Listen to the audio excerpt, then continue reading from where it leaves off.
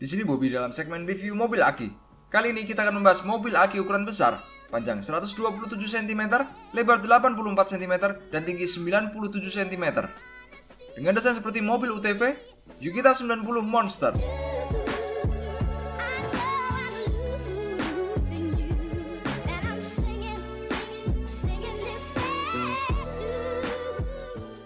Di pasaran, dijual mulai dari 3 jutaan sampai 6 jutaan.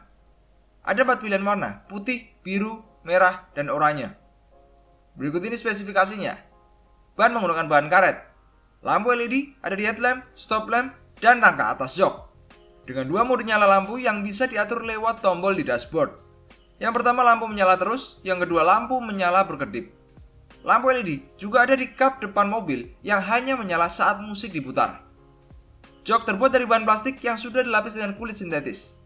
Secara keseluruhan, bahan plastik yang digunakan cukup bagus dilihat dari ketebalan dan ketajaman warnanya. Mobil Aki ini ditenagai satu buah aki 12 volt 10 Ah. Di buku petunjuk, tertulis beban maksimum di 50 kg. Sedangkan di sisi dalam mobil ada stiker yang tertulis beban maksimum di 25 kg. Setelah gua konfirmasi ke pihak Yukita, beban maksimumnya ada di 50 kg. Dinamo penggerak 15.000 rpm terletak di keempat rodanya. Fitur kendali jarak jauh juga sudah disematkan pada mobil Aki ini. Cara menghubungkannya adalah, dalam kondisi mobil Aki mati, masukkan baterai ke dalam remote, dan remote akan berkedip, lalu nyalakan mobil. Ketika lampu LED pada remote berhenti berkedip, maka remote sudah terhubung. Fitur anti kejut dan fitur ayun maju mundur sudah disematkan pada mobil Aki ini. Di bagian dashboard terdapat tombol power, tombol maju, tombol mundur, tombol ayun, tombol pengaturan musik, tombol lampu, indikator baterai Aki dalam bar, soket USB, dan soket aux. Soket charger terletak di bagian bawah jok. Dalam paket pembeliannya, dibekali charger 1500 mAh dengan durasi pengecasan 8-10 jam. Di setir terdapat 2 tombol, yang satu untuk musik, yang satu lagi untuk klakson. Ini dia, salah satu mobil dengan desain UTV yang bisa gue bilang proporsi fiturnya pas. Dengan ruang gerak yang luas dan posisi setir di samping, serta beban maksimum yang besar di 50 kg, mobil Aki ini memang didesain untuk dimainkan berdua dan tetap nyaman. Desain UTV di ukuran yang besar pada mobil Aki ini meninggalkan kesan gagah. Gue cukup suka dengan tombol-tombol yang ada di dashboard, karena di samping tombolnya terdapat indikator LED yang menandakan sedang aktif. Cuma memang sebagian orang kurang begitu suka dengan tidak adanya porsen helm, dan pada mobil Aki ini menggunakan tombol untuk mengatur maju mundurnya. Sekarang kita bahas dari kenyamanannya. Ban yang sudah full karet, jok yang sudah dilapis dengan kulit sintetis, fitur anti kejut, dan shock breaker di keempat rodanya, di mana kedua roda depan terasa agak pendek dan empuknya pas, dan di roda belakang terasa sedikit lebih dalam dibandingkan roda depan, dan empuknya juga pas. Penggunaan shock breaker di sini sayangnya belum menggunakan per kapasitas besar seperti di seri Yukita 689.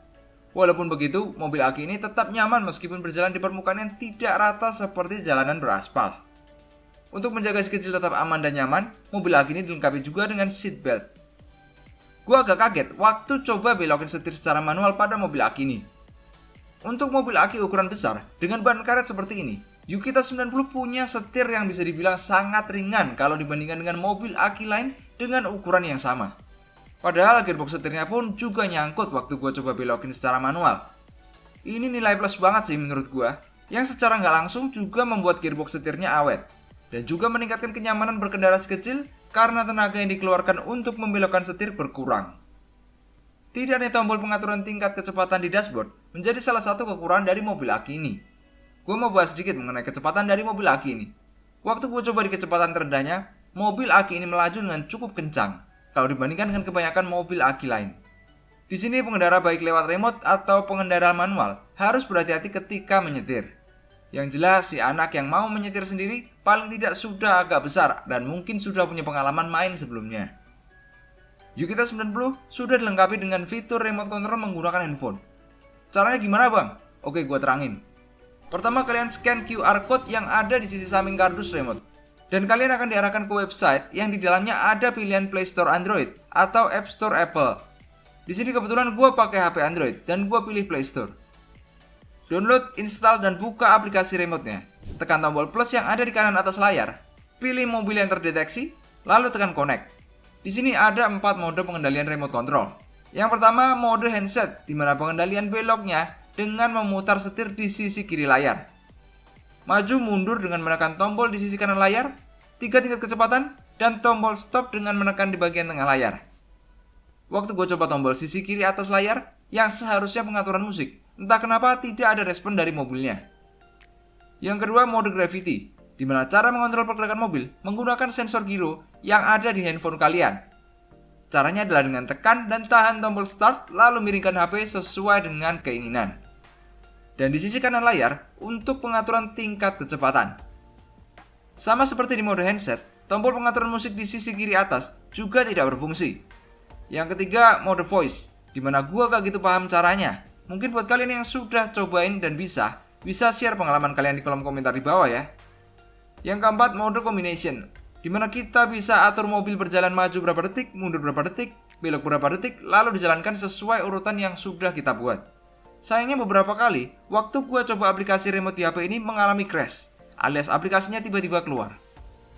Tidak dilengkapinya case pada aki, membuat kalian harus melakukan pengecasan aki di dalam mobilnya. Yang berarti, mobil aki ukuran besar ini harus diparkir di dekat colokan listrik untuk melakukan pengecasan. Gue saranin kalian pakai kabel roll untuk mempermudah pengecasannya.